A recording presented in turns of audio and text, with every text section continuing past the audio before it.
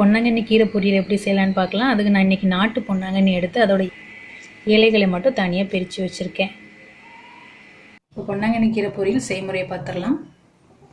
எண்ணெய் சேர்க்குறேன், தேங்காய் எண்ணெய் சேர்க்குறேன்னா எண்ணெய் காஞ்சதுக்கப்புறமா கடுகு உளுந்தம் பருப்பு, ஒரு காஞ்ச மிளகாய் 2 கிள்ளி வச்சுருக்கேன், அதை சேர்க்குறேன். ஒரு பச்சை மிளகாய் 2 கிள்ளி வச்சுருக்கேன், அதை சேர்க்குறேன். கருவேப்பிலை சேர்க்குறேன்.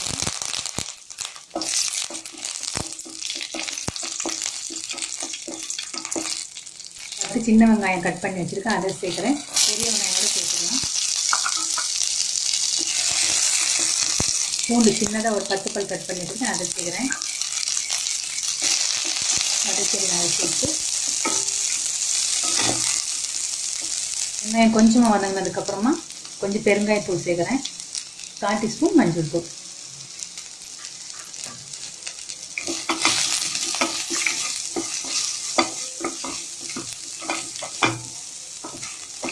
கட் பண்ணி வச்ச பொன்னாங்கண்ணி இப்போ சேர்த்துறேன்.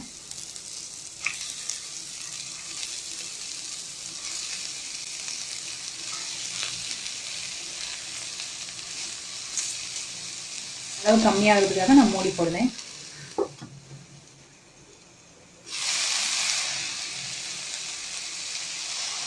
கிண்டி விட்டுடலாம்.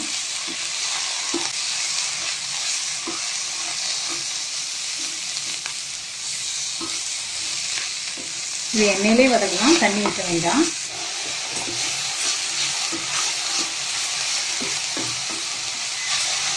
அடி பிடிக்கிற அளவுக்கு பார்த்துக்கணும். அடி பிடிக்கிற மாதிரி இருந்துச்சுன்னா லைட்டாக தண்ணி ஊற்றி கிளறி விடலாம். கீரை நல்லா வதங்கி அதோட குவான்டிட்டிலாம் கம்மி ஆயிடுச்சு. இப்போ இந்த ஸ்டேஜில் உப்பு சேர்த்துடலாம். உப்பு சேர்க்குறேன்.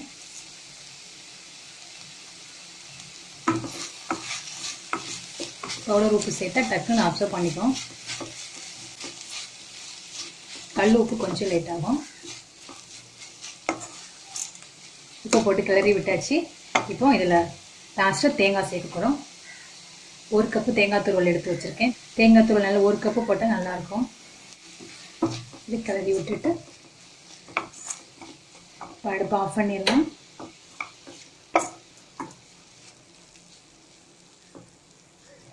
அவ்வளோதான், நம்மளோட பொன்னாங்கண்ணி பொரியல் தயாராகிடுச்சு. இந்த மாதிரி பொரியல் நீங்கள் உங்கள் வீட்டில் செஞ்சு பாருங்கள். செஞ்சு பார்த்துட்டு உங்களுக்கு பிடிச்சிருந்துச்சுன்னா மறக்காமல் நம்முடைய சேனலை சப்ஸ்கிரைப் பண்ணிக்கோங்க. கூடவே உள்ள பெல் ஐக்கானையும் கிளிக் பண்ணிக்கோங்க. தேங்க்யூ.